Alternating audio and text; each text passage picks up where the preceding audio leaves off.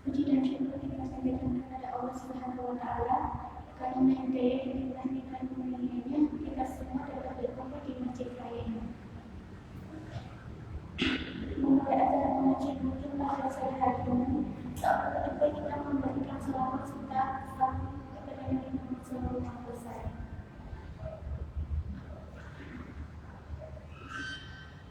Kepada yang terhormat Ustazah Kristiana dan para yang berhadir, juga ketua majelis taklim yang berkasih, ibu-ibu, bapak, serta saudara-saudaraku sekalian yang berkenan hadir.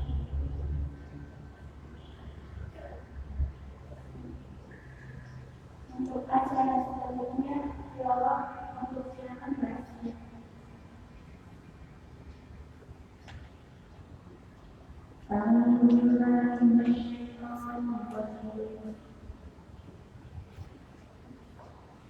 ولا تنسوا الله إذا أخذ لا إله إلا هو كل شيء هالك إلا وجهه له الحكم وإليه ترجعون صدق الله العظيم. Artinya jangan pula kau sembah Tuhan yang lain selain Allah. Tidak ada Tuhan selain Dia. Segala sesuatu pasti berdasar kepada Dia. Segala keputusan menjadi lembaga dan hanya kepada kamu pemberian.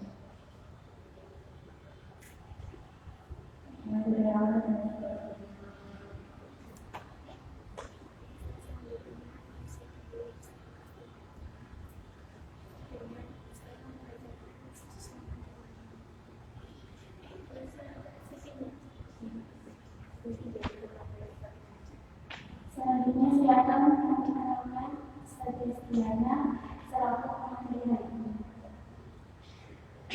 Yang ini Ustazah Kristiana, tanggal lahir Kuala Agus tanggal 2 Maret tahun 1991. Domisilinya di Klaten, statusnya sudah menikah, pekerjaan berusaha. Moto hidup dakwah adalah proses hidup, pesan kepada muslimah. Raih dua Allah, maka akan berhubungan. Aktivitas online, mengkonsultasi, mengisi pengajian, mengelola workshop, busana muslim yang dijelaskan. Aktivitas online, mengisi pengajian, komunikasi beragama, amanah dan kesetiaan dakwah, pengurus sekolah, mengajar agama, pendidikan terakhir sarjana perikanan UGM.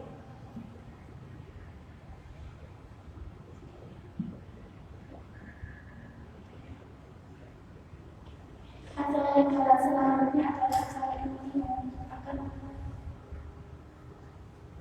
acara selanjutnya adalah acara tausiah dari Ustazah Kristiana Sulaiman Al-Furqan.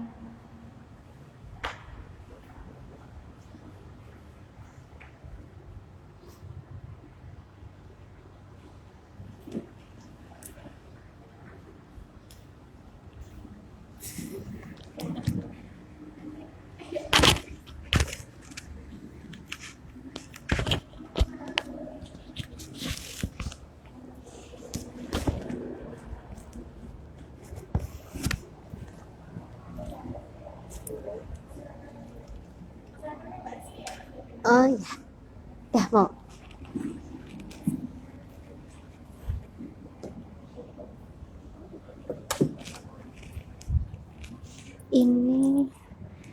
Ini dilepas kayak gini, nggak apa-apa.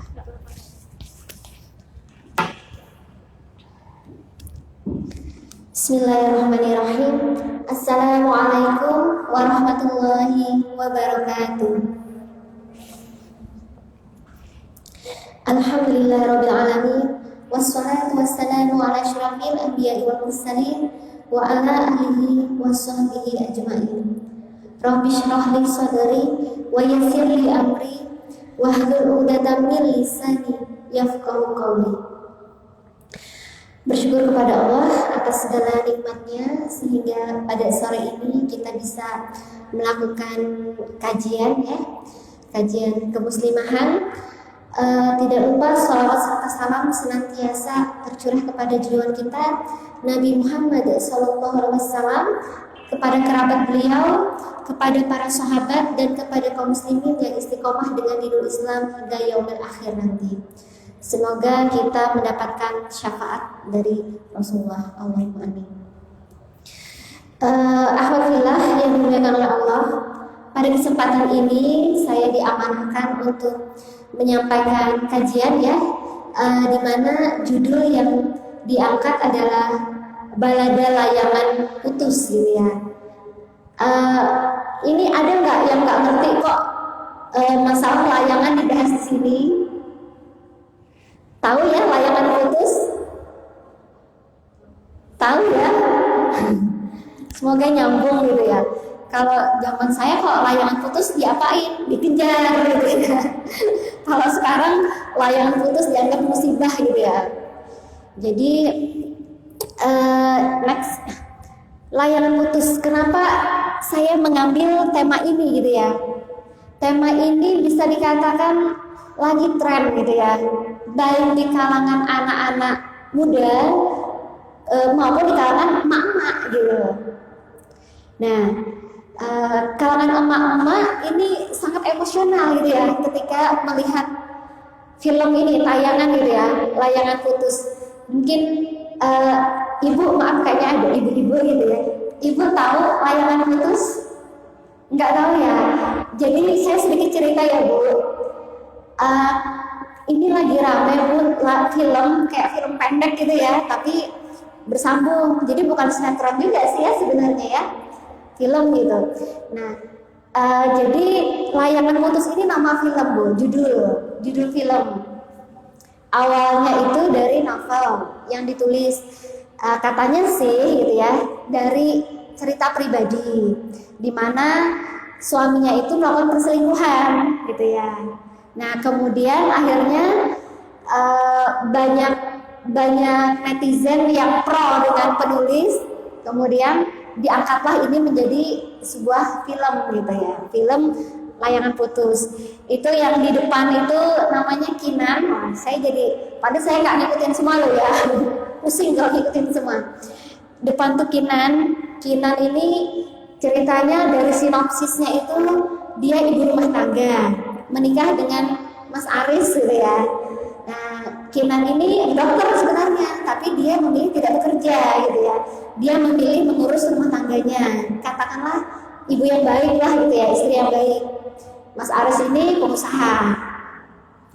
Sampai suatu saat Kinannya lagi hamil anak kedua, suaminya selingkuh gitu ya dengan perempuan yang satunya itu perempuan satu, entahlah namanya gitu ya. Nah, jadi filmnya ini membuat emak-emak yang nonton tuh jadi emosional gitu ya. Ada yang bahkan katanya ketemu dengan tokoh itu sampai dilemparin gitu ya, saking kebawa emosinya gitu ya. Jadi ternyata tontonan ini gitu ya, dampaknya itu panjang. Tidak hanya sekedar untuk orang refreshing melihat itu, tapi ternyata ada dampak psikis. Emak-emak nggak sedikit yang akhirnya menjadi curiga dengan pasangannya, nanti kayak Mas Aris gitu ya. Jadi udah pasang kuda-kuda dulu gitu ya, jangan sampai nanti suamiku kayak Mas Aris gitu. Kemudian tidak sedikit juga anak-anak muda yang belum menikah terkena gamophobia istilahnya, menjadi takut menikah. Ada beberapa yang WA ke saya, wah Ustazah kalau melihat layangan putus saya kok jadi takut nikah gitu ya, udah ngeri duluan gitu ya.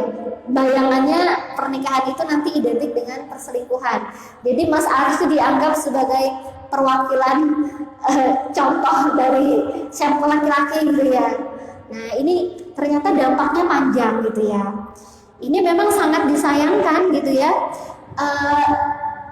Apa istilahnya, kita disuguhi dengan tayangan yang tidak bergizi ya. Kalau saya mengatakan tidak bergizi. Karena bukannya tayangan itu kan, film itu kan sebenarnya jadi semacam opini ya. Ada opini yang digulirkan yang itu harusnya memberikan kebaikan atau edukasi gitu kan. Tapi ternyata tayangan ini malah justru memunculkan efek negatif, kayak tadi kan, istri yang curiga kepada suami, wanita yang belum nikah jadi takut menikah gitu ya. Kemudian ada lagi yang kalau teman-teman tahu isu terselubung di balik ini, yaitu isu gender, kesetaraan gender gitu ya. Jadi orang-orang feminis itu menggaungkan bagaimana sosok Kinan itu dianggap salah jalan. Dia dokter tapi kok memilih untuk tidak bekerja, kemudian akhirnya diintimidasi oleh laki-laki, mudah diselingkuhi karena tidak punya power yang sama. Jadi ketika perempuan tidak produktif dalam arti menghasilkan uang gitu ya, dianggap mudah diintimidasi laki-laki, mudah diselingkuhin. Nah itu adalah pesan yang terselubung gitu loh. Ini bahaya sekali gitu, merusak gitu ya. Lanjut. Jadi sebenarnya terkait perselingkuhan, ya kita lihat itu ya, asal-muasalnya ini tidak terlepas dari akibat sistem yang rusak gitu.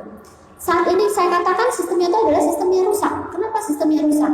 Karena tidak berakal dari akidah Islam gitu loh. Aturan yang dipakai itu adalah aturan buatan manusia, sehingga kesempatan untuk melakukan perselingkuhan itu sangat terbuka, ya enggak? Khalwat di mana-mana. Laki-laki yang sama perempuan yang bukan mahram itu terbiasa jalan bareng. Alasan partner kerja, makan siang bersama. Banyak nggak seperti itu? Banyak gitu ya. Saya sering sekali ketemu ya. Kalau saya kebetulan sama suami itu kan wirausaha. Kita usaha konveksi busana muslim. Kadang ngantar barang ke Jogja. Siang kita makan siang di jalan gitu ya, tempat makan. Itu sering ketemu dengan orang-orang berseragam kantoran, makan siang bareng-bareng gitu ya, keruyukan gitu, tanpa ada pemisahan yang jelas laki-laki dan perempuan. Itu sering sekali begitu. Dalam dunia pendidikan juga begitu. Biasa kerja kelompok bareng gitu ya, laki-laki perempuan, yang akhirnya ada modus-modus tertentu gitu loh. Nah ini dampak dari ketika kita tidak menggunakan aturan Islam dalam kehidupan sehari-hari. Coba kita cek ya, aturan Islam yang dipakai dalam kehidupan sehari-hari itu ada nggak sekarang ini? Kalau dari negara yang ngatur, nggak ada. Yang ada tuh apa? Masalah sholat itu kan individu ya. Ada nggak negara ngecek siapa dirajia yang tidak sholat? Ada nggak? Nggak ada kan gitu ya.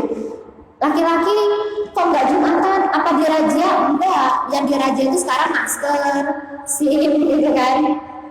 Tapi kalau masalah sholat ya nggak ada. Itu udah diserahkan urusan pribadi gitu. Kemudian kayak perselingkuhan ada dirajia kok? Enggak gitu. Apalagi kalau dikatakan suka sama suka. Oh iya, terima kasih.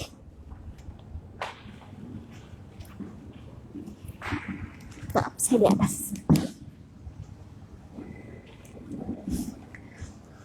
Ini tadi ya. Apalagi kalau dikatakan suka sama suka. Tidak ada orang lain yang malah dianggap salah ketika ikut mencampuri gitu kan. Nah, inilah gambaran asal-muasal sekulerisme itu begitu besarnya perannya dalam menghancurkan keluarga muslim gitu ya.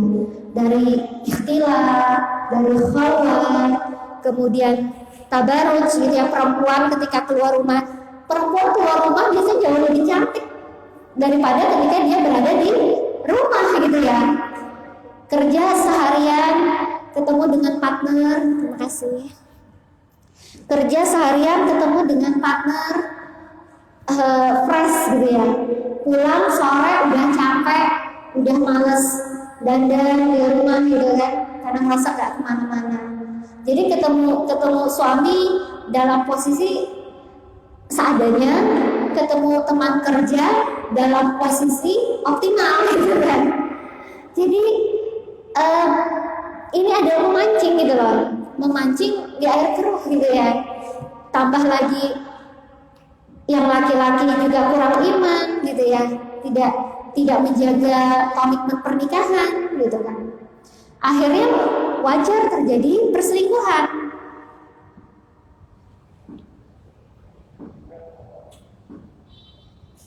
Lanjut.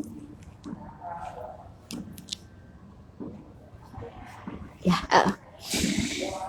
Nah, jadi sekarang ini bisa dikatakan keluarga muslim itu terancam keutuhannya, gitu ya. Dari tayangan media yang merusak, gitu ya. Belum lagi aktivitas yang dipaksa dan bahkan mengikuti arus, gitu ya. Dilanjutkan dengan ketidakpemahaman bagaimana fikih wanita, fikih berinteraksi dengan lawan jenis, itu sebenarnya momok bagi kaum muslimin. Dan ini adalah salah satu upaya yang dilakukan oleh orang kafir untuk menjauhkan umat muslim itu dari aturan Islam secara kafah gitu ya. Jadi mereka mencukupkan, oh nggak apa-apa, mereka tuh masih muslim tuh nggak apa-apa, mereka tuh nggak harus keluar dari akidahnya kok. Yang penting orang muslim itu tidak menggunakan aturan Islam dalam kehidupannya sehari-hari. Itu yang mereka inginkan, gitu ya. Jadi nggak heran yang banyak hancur itu adalah keluarga muslim, gitu ya. Dihancurkan dari sisi generasinya di apa namanya, cekoki dengan narkoba, kemudian generasinya diasingkan dengan budaya mager, disuguhi dengan game gitu ya, melelehkan, jadi nggak bangkit gitu loh. Kemudian dari sisi keluarga muslim juga sudah tidak ada pelindung gitu kan, tidak ada pelindung, tidak ada negara yang menjamin keutuhan keluarga muslim gitu ya. Jadi banyak sekali angka perceraian gitu, angka perselingkuhan itu banyak sekali gitu ya. Dan yang paling tinggi saya lihat itu ya dari angka statistik itu perempuan yang menggugat cerai itu paling tinggi. Nauzubillahi min dzalik ya. Nah dari sini gitu ya, sebenarnya harusnya kita berpikir cerdas gitu ya. Sistem yang rusak saat ini, sistem kapitalis itu terbukti gagal dalam melindungi keluarga gitu.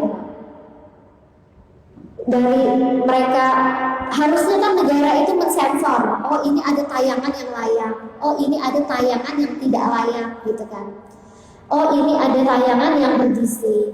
Susah sekali sekarang mencari tayangan yang bergizi. Tayangan yang bergizi yang ada malah dipersekusi. Kayak sempat ya apa itu yang Rara itu, Nusa Rara itu kan sempat tidak bisa, ada yang mengkritik dianggap radikal loh. Radikal dari mananya gitu, karena sering mengingatkan sholat, sering baca Al-Quran, kan lucu gitu ya. Sekarang tuh orang muslim taat itu dianggap radikal gitu ya, nauzubillah gitu ya. Jadi yang dianggap baik itu ya yang justru menawarkan moderasi dalam beragama gitu. Nah, tayangan layangan kudus ini juga ada unsur moderasi beragama juga gitu ya, menjauhkan agama dari kehidupan kita gitu ya. Nah ini ya, nauzubillah, semoga kita semua terhindar, keluarga kita dilindungi Allah insya Allah. Kemudian apa yang harus kita lakukan gitu ya, ini yang penting gitu ya. Apa yang harus kita lakukan agar keluarga kita itu selamat gitu ya. Alhamdulillah yang disayangi Allah. Kalau tadi saya di awal berbicara asal kerusakan ini karena saat ini sistem yang berlaku itu adalah sistem yang tidak taat aturan, tidak pakai aturan dari Allah gitu ya. Maka yang harus kita lakukan adalah kembali kepada Allah gitu ya. Kita ambil aturan dari Allah itu sebagai aturan hidup gitu ya. Dari bagaimana mungkin di sini ada teman-teman yang belum menikah gitu ya. Ambillah gitu ya aturan Allah itu dari teman-teman itu memulai kehidupan baru, dari memilih calon pasangan gitu ya. Gunakanlah aturan Allah gitu ya. Ketika Allah tidak mengajarkan laki-laki dan perempuan itu maksiat dengan pacaran, maka itu jangan diambil langkah itu gitu ya. Kalau teman-teman ingin keluarganya itu sakinah mawaddah warahmah, maka mengawalinya itu dari memilih pasangan itu ikutlah aturan Allah. Pernikahan yang berkah itu ditandai dengan keluarga itu semakin dekat dengan Allah, itu pernikahan yang barokah. Jadi bukan mundur. Jadi aneh kalau misalkan dulu akhwatnya sebelum nikah aktivis dakwah, kemudian setelah menikah punya anak nggak pernah lagi ikut kajian, nggak pernah lagi yang biasanya aktif misi pengajian jadi tenggelam. Nah ini dipertanyakan gitu loh. Harusnya semakin kokoh ketika menikah gitu loh. Mungkin kontennya berbeda ketika masih remaja. Waktu masih remaja, saya pun juga obrolannya bukan seperti ini gitu ya. Waktu remaja itu ya sama teman remaja, bagaimana menjadi remaja produktif, kayak gitu kan bahasanya. Kemudian virus pinky gitu. Pembahasannya pembahasan remaja gitu kan. Nah tapi ketika sudah menikah, ada konten yang bisa kita sampaikan karena kita sudah menjalani itu gitu ya. Kalau sekarang saya banyak aktif di sekolah menantu idaman, jadi mengajak teman-teman muslimah yang belum nikah, ayo begini loh cara yang diminta Allah ketika mengenal calon pasangan itu seperti ini. Kenapa nggak pacaran? Karena ada jalan yang lebih Allah muliakan gitu ya, yaitu dengan ta'aruf. Ta'aruf itu bagaimana caranya? Apakah seperti yang dicontohkan oleh selebgram itu gitu ya? Ta'aruf tapi kok bisa tiktokan gitu ya? Tidak gitu ya. Ta'aruf punya cara sendiri gitu ya. Nah ini yang kita harus kaji itu gitu ya, agar kita tidak tersesat. Jadi kembali kepada aturan Islam gitu ya. Kenapa? Karena Islam itu sangat memuliakan perempuan. Jadi jangan apa ya istilahnya ilfil, sakit hati, wah ya kayak yang dihembuskan oleh kaum feminis tadi ya, mengatakan laki-laki dan perempuan itu dianggap tidak setara gitu kan. Ada unsur ketidaksetaraan gender gitu ya. Nah ini keliru, laki-laki dan perempuan itu memang berbeda gitu ya, tetapi kedudukannya di hadapan Allah itu sama sebagai hamba Allah yang harus taat gitu ya. Dan harusnya kita berbangga gitu ya, berbangga Allah ciptakan kita sebagai muslimah, itu Allah itu memuliakan kita gitu ya. Kemuliaan cara Allah memuliakan kita gitu ya, di antaranya ada aturan lain seperti larangan berkhawat gitu ya. Jadi Allah melarang kita berkhawat melalui ini hadis yang hadis dari riwayat Muslim, nggak kelihatan.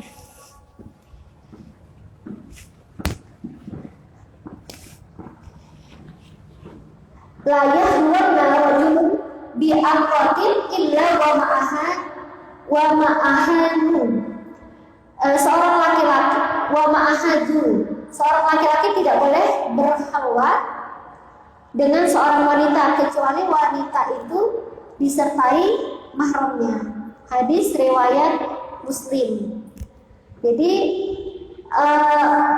ada larangan yang jelas gitu ya, laki-laki dan perempuan itu untuk berkhawat. Perempuan ketika ketemu laki-laki ditemani oleh mahramnya gitu ya. Jadi kalau ta'aruf berdua saja boleh nggak gitu ya? Nanti saya mau ta'aruf di janjian ya gitu ya, di kafe, boleh nggak gitu ya? Tidak gitu ya. Kecuali boleh yang perempuan itu bersama mahramnya, entah kakak laki-lakinya, entah bapaknya gitu ya. Jadi ini juga penting juga untuk ibu-ibu ya. Ibu-ibu jangan berbangga hati ketika anaknya diamelin cowok. Justru ini awal dari musibah gitu ya, ketika tidak benar caranya gitu. Jadi didampingi gitu ya, ketika anak putrinya didatangi laki-laki harus ada mahramnya yang menemani duduk di situ gitu ya. Jadi jangan sampai lah nanti aku dikira kolot banget kata bapaknya. Kok anakku ada aku kayak satpam di situ, bukan seperti itu ya.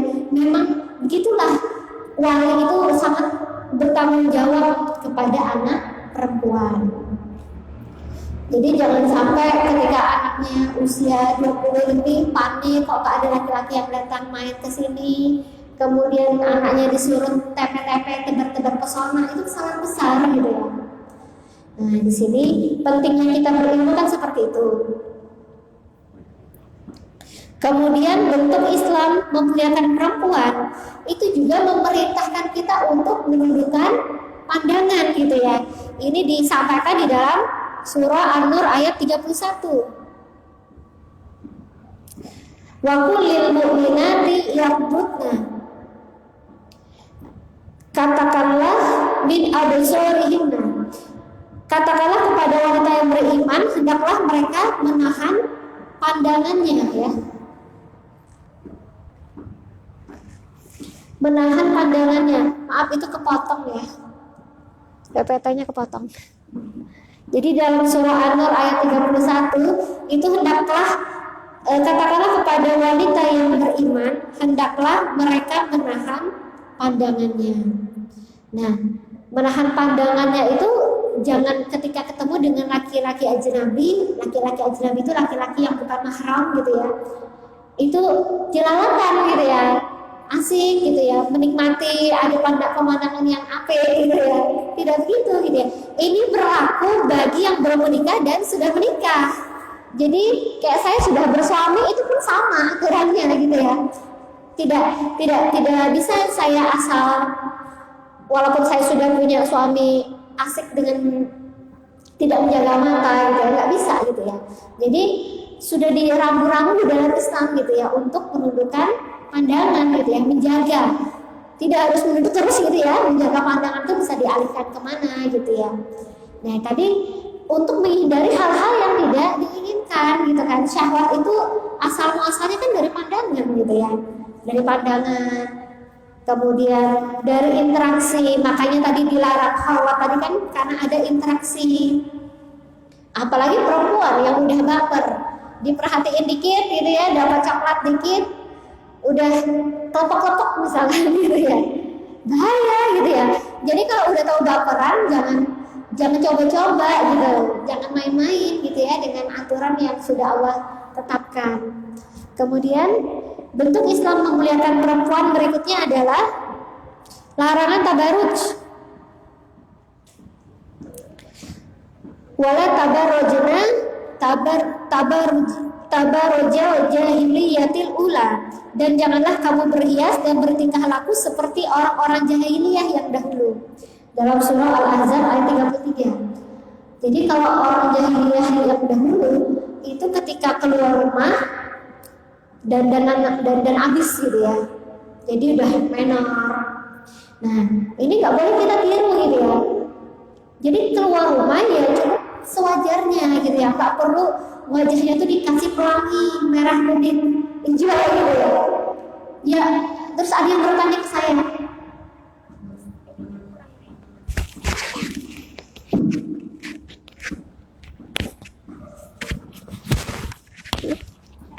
ya, cukup nggak gitu ya? Apa namanya? Sebentar, kok jadi lupa saya. Ini masalah tabarut ya. Ya. Tadi terkait tabarut ada yang nanya ke saya, kalau gitu skincarean boleh nggak sih Us gitu ya? Skincare dalam arti merawat diri, menjaga apa yang sudah Allah kasih, itu boleh banget gitu ya. Apalagi itu wanita yang sudah bersuami harus menjaga itu gitu ya. Nah, yang nggak boleh itu sengaja menampakkan kecantikan ketika ketemu dengan laki-laki asing gitu ya, ketika keluar rumah misalkan. Nah ini kan berpotensi nih ketemu ada laki-laki, kemudian kita sengaja berhias berlebihan, alis dimacem-macemin, kemudian pipinya dibikin merona-merona, pakai eyeshadow yang berlebihan. Nah ini itu bisa termasuk ke dalam tabarruj gitu ya, memalingkan laki-laki asing. Jadi orang yang awalnya biasa aja jadi ngeliatin gitu ya. Itu tidak hanya masalah di wajah, pakaian juga seperti itu. Jadi pakaian yang berlebihan membuat orang yang awalnya kita ngobrol biasa jadi dia pangling, itu tah, ini tah gitu ya kayak.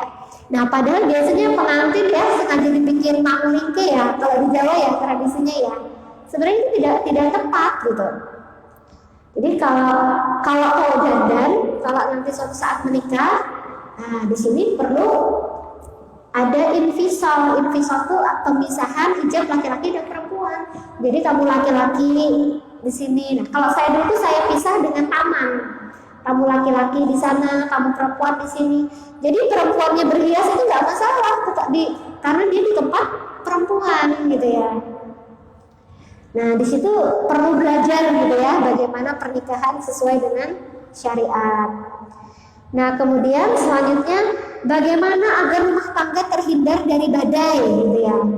Nah, bismillah kita berupaya gitu ya agar keluarga muslim terhindar dari badai perselingkuhan gitu ya. Apa yang bisa kita ikhtiarkan? Yang pertama adalah pernikahan yang bervisi akhirat. Jadi samakan persepsi antara suami dan istri. Visi yang disamakan ini tadi kita target kita itu adalah akhirat, bukan hanya kebahagiaan di dunia gitu ya. Nah, ketika sama-sama pikiran kita itu akhirat, insya Allah yang dilakukan itu fokus pada ibadah gitu ya. Rumah tangganya itu berwarna itu dengan ibadah, sama-sama mengejar kebaikan gitu ya. Sama-sama dalam mendidik anak pun akhirnya juga sama. Tadi saya kebetulan ngisi di rumah saya ada kelas intensif sekolah menantu idaman ya. Saya sampaikan ke adik-adik yang kalau nanti memilih pasangan itu di awal itu disamakan persepsi itu. Kenapa? Beda visi itu berat menjalaninya. Hal sederhana aja gitu ya. Menyekolahkan anak ketika suami dan istri berbeda. Yang istri pengennya anaknya paham agama, bagaimana kalau di sekolah Islam misalkan. Yang suami tidak tertarik dengan urusan akhirat, pengennya sekolahnya standar internasional gitu ya. Punya uang kok, kenapa nggak standar internasional? Nah itu aja udah beda gitu. Makanya di sini pentingnya menyamakan visi pernikahan, bervisi akhirat gitu ya. Kalau visi pernikahan hanya kebahagiaan dunia, sayang sekali. Energi kita hanya akan habis mikirin urusan dunia, padahal gak akan kelar-kelar. Kita hanya sibuk dengan nanti mau ganti mobil apa ya, nanti pengen beli rumah lagi, nanti kita inventaris tanah apa, itu aja gak ada dipikirin.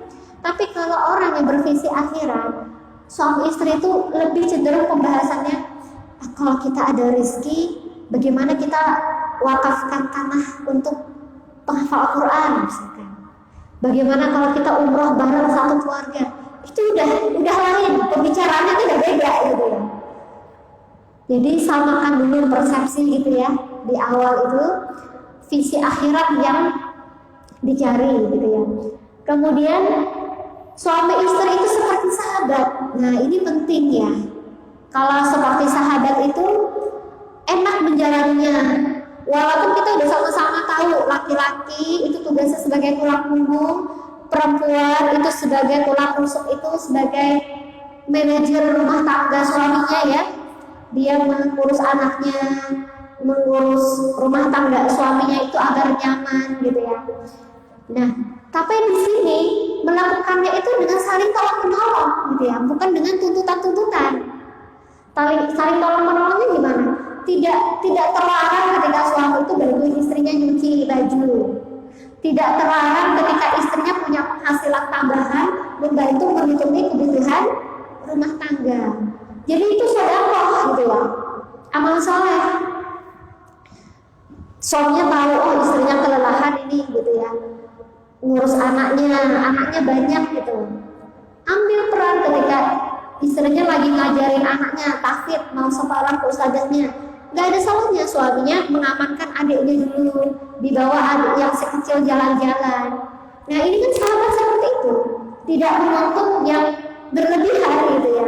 Tidak kolot yang istri juga ketika suaminya lagi kurang masalah finansial, tidak menuntut pokoknya jatah bulananku sekian. Tidak begitu gitu ya. Tapi dia akan meringankan, mungkin mengatur uang rumah tangga lebih dipres gitu ya. Emak-emak tuh luar biasa loh kecerdikannya untuk mencukup-cukupkan uang bulanan suami itu, masya Allah gitu ya.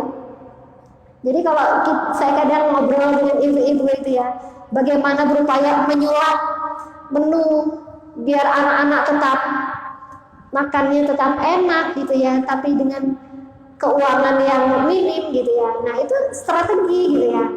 Di sini butuh skill itu, kita para calon ibu dan para ibu ini butuh skill seperti itu gitu ya.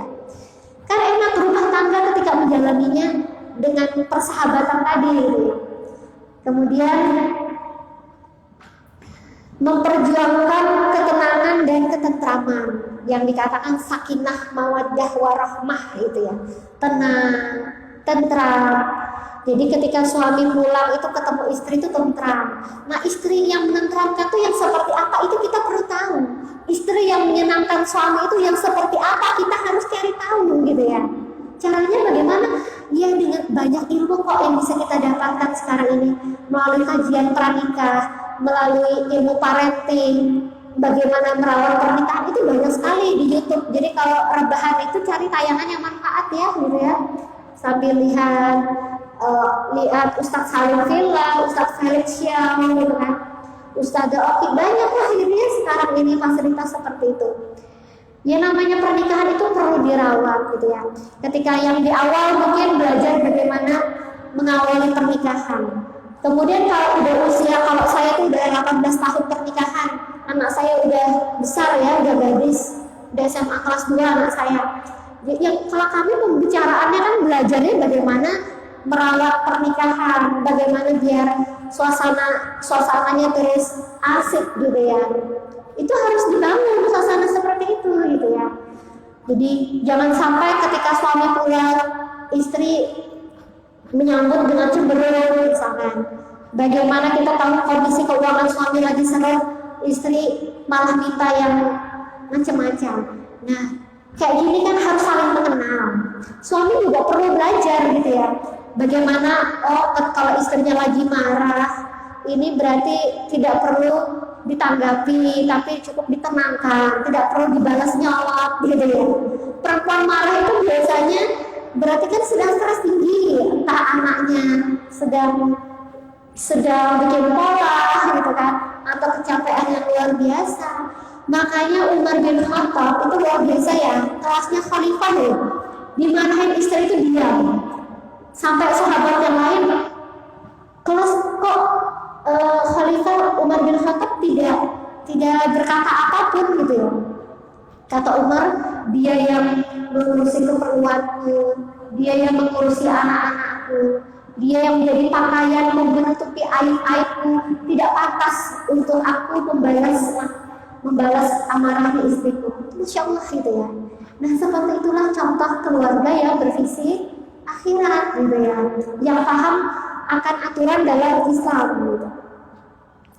Kemudian juga yang perlu kita lakukan, tidak mudah, ini terutama perempuan ya, tidak mudah berucap minta pisah dengan suami. Dikit-dikit karena kekanakan, aku minta cerai aja gitu. Atau dikit-dikit lari ke tempat ibunya. Tidak seperti itu gitu ya. Yang laki-laki lebih-lebih, jangan sampai mudah mengucapkan kata talak gitu ya, bahaya gitu. Setan itu lewat gitu ya. Ketika suami istri sedang adu argumen itu, setan itu senang gitu. Jadi waspada gitu ya, waspada, banyak-banyak zikir. Ketika marah lebih baik diam, segera ambil posisi, pindah posisi atau berwudu gitu ya. Jadi tidak berbicara ketika marah gitu ya, karena akan sangat berbahaya. Mungkin ini awalan dari saya. Selanjutnya saya serahkan kepada moderator mungkin untuk bisa sharing ya, bisa tanya jawab, atau mungkin ada yang berbagi pengalaman untuk menambahkan. Saya persilakan. Silakan. Barangkali ada teman-teman atau ibu yang menanyakan. Dari sini. Ya, apa ya?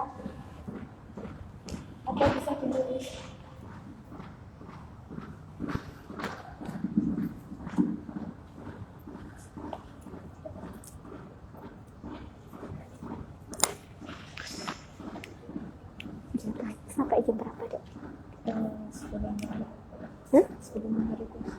Se? Sebelum maghrib. Oh, oh, masih lama kok ya.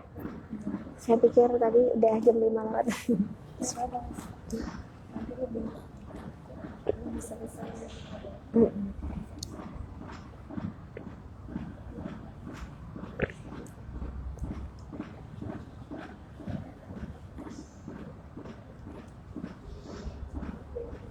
Kita tadi mulai jam berapa ya, Dek?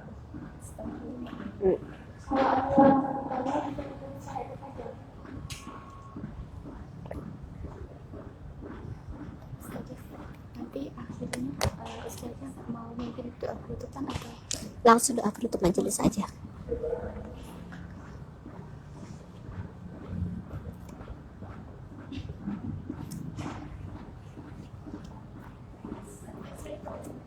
Oh, ada tuh, Dek.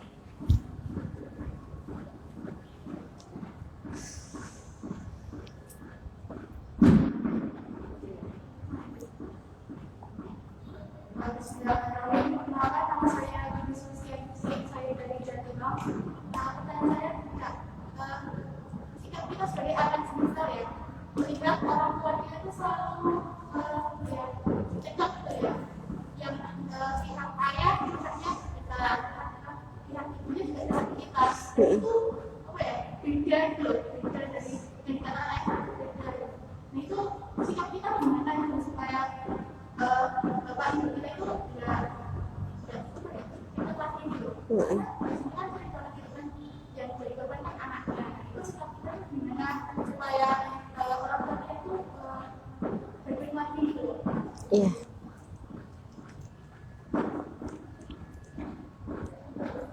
Jawab dulu ya.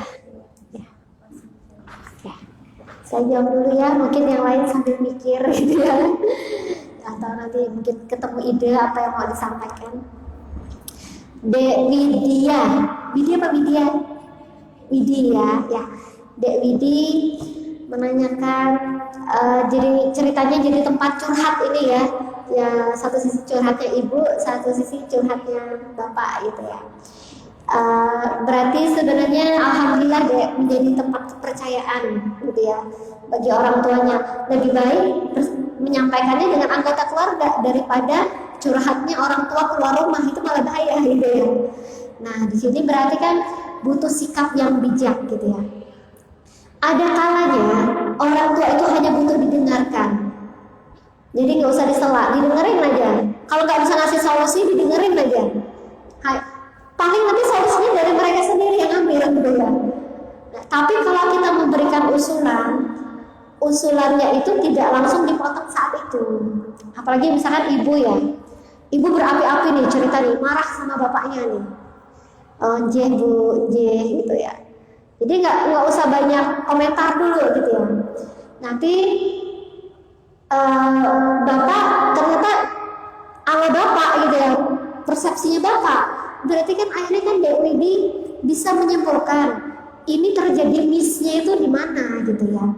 Nah disinilah nanti perannya Dek Widi untuk meluruskan gitu ya, ketika kondisi sudah tenang, bukan kondisi sedang berapi-api gitu ya. Kalau kondisi sedang berapi-api itu nggak akan masuk. Lebih baik diarahkan, Bu, daripada jenengan stres, bahagia saja Bu gitu ya. Ya mending berwudu, bawa sholat, bawa baca Al-Quran. Jadi nggak usah ditanggapin dulu yang masalah yang bikin panasnya tadi gitu ya. Bapak pun juga begitu gitu ya, diadem-ademin ya gitu ya. Nah bagaimana ngademinnya sebenarnya Dek Widi yang lebih tahu, karena tahu karakter bapak dan karakter ibunya gitu ya. Saya pun juga seperti itu. Saya sering menjadikan bapak saya curhat. Ya namanya udah usia, bapak saya udah usianya 65 ya. Lebih 68, ibu saya 65-an gitu ya. Wajar sekali usia segitu tuh. Jadi jangan dibayangkan ketika udah usia 60-an lebih itu nggak berantem lagi tuh, nggak gitu ya, tetap ada, bahkan kadang kekanak-kanakan gitu kan. Tapi disinilah peran kita sebagai anak gitu ya, untuk ngademin hati orang tua. Makanya anak itu kan dikatakan qurrata ayun bagi orang tuanya, enak dipandang, nyaman untuk diajak bicara gitu ya. Nah, kita butuh tahu momen deh, ngomongnya harus bagaimana, tepatnya seperti apa gitu ya. Pelajari karakter bapak, misalkan bapak itu orangnya keras, susah dikasih tahu, berarti kan butuh dilembutin. Bisa ngobrol cantik, saya bilang ngobrol cantik. Kalau saya ngobrol cantik dengan ibu saya sambil pijit. Senang, orang tua itu senang kalau dipijitin gitu ya. Kalau saya datang ke Jogja itu biasanya luangkan waktu untuk pijitin ibu sambil ngobrol gitu ya. Bisa masuk di situ gitu ya. Kalau bapak biasanya sambil dibikinkan teh, diceritain gitu kan tentang cucunya, nanti masuk juga persoalannya apa gitu ya. Jadi jangan sampai kita justru mengadu domba gitu ya. Kadang tidak perlu bicaranya bapak kita sampaikan ke ibu, bicaranya ibu kita sampaikan ke bapak itu kadang tidak perlu gitu. Yang bisa jadi semakin ramai. Ada yang harusnya itu untuk konsumsi kita sendiri gitu ya. Jadi di sini ya memang harus berpikir cerdik gitu ya, pikir cerdas gitu ya. Mana yang bisa kita tanggapi, yang mana yang hanya perlu kita dengarkan saja karena mereka butuh mengungkapkan. Karena bahaya juga orang tua itu hanya ketika memendam, bisa ujung-ujungnya tensi naik, gitu ya. Ujung-ujungnya sakit kepala. Jadi temani saja ya, gitu ya. Berupaya menjadi pendengar yang baik. Gak gampang memang menjadi pendengar yang baik itu. Kadang mulutnya pengen komen gitu ya. Nah itu latihan gitu ya. Begitu juga nanti dengan suami pun seperti itu. Kadang diri gemes pengennya jawab gitu ya. Tapi ada yang kita tidak perlu menjawab gitu ya. Bahkan bisa tambah perang gitu ketika itu dibalas gitu ya. Itu tanggapan saya ya. Mungkin ada feedback?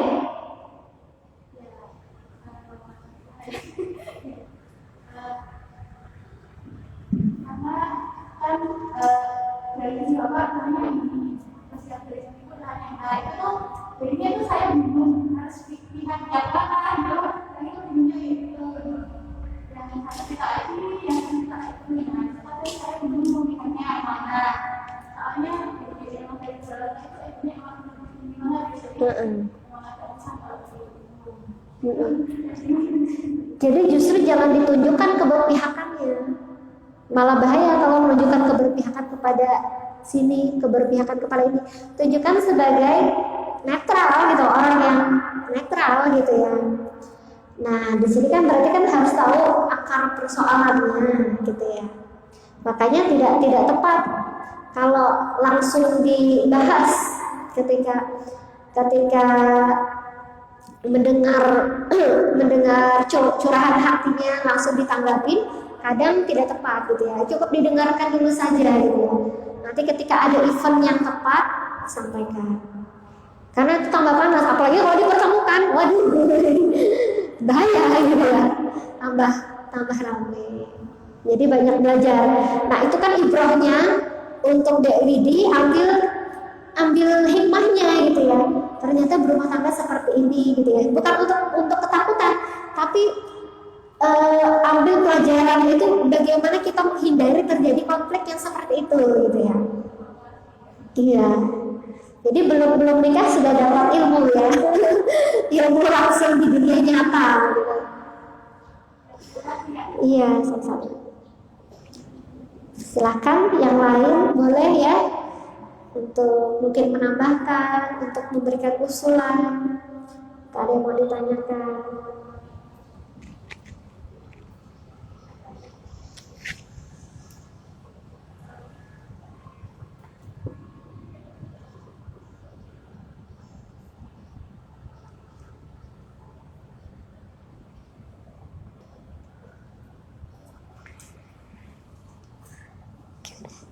Sudah. Terus gimana? Selanjutnya atau masih ada sesi lagi? Oh, sudah, ini ada sesi. Enggak, kalau saya kan sudah. Terus saya manut moderator mau ditambah perpanjang atau bagaimana? Sudah aja. Berarti saya closing statement aja ya. Ya karena sudah tidak ada yang bertanya lagi gitu ya. Terakhir ini saya menyimpulkan gitu ya untuk pembahasan hari ini. Balada layangan putus ini adalah salah satu fenomena gitu ya, fenomena kerusakan yang terjadi akibat kita abai dari aturan Allah, akibat kita melanggar apa yang sudah Allah larang gitu ya. Nah, jadi sebagai muslimah taat, mari kita kembali kepada aturan Allah. Pakailah aturan Allah itu. Tidak hanya masalah sholat, tidak hanya masalah puasa, tidak hanya masalah dalam berpakaian, tapi segala aturan Allah itu kita terapkan dalam kehidupan kita, dalam pernikahan, dalam mengurus anak gitu ya. Kemudian bagi yang belum menikah, dalam mencari calon pasangan, ambillah aturan dari Allah itu. Insya Allah ketika kita mengambil aturan Allah dalam kehidupan kita, maka kita akan mendapatkan keberkahan hidup. Yang namanya berkah itu insya Allah kita itu selamat gitu ya. Kalau kita mendapatkan keberkahan dari Allah itu selamat.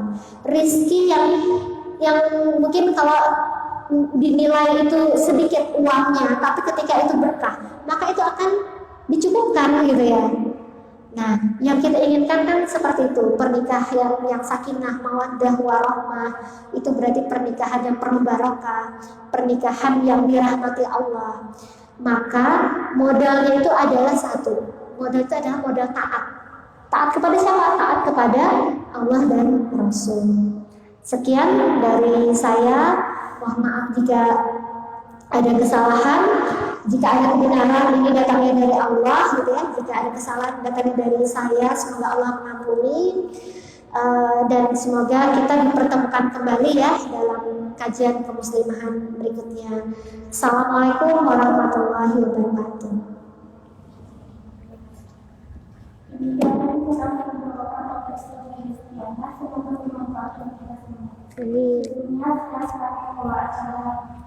Di sore hari ini, mohon maaf bila ada kata-kata yang belum berkenan di dalam marilah kita tetap sama-sama Alhamdulillahirrabbilalamin. yang dari saya, Assalamualaikum warahmatullahi wabarakatuh. Waalaikumsalam warahmatullahi wabarakatuh.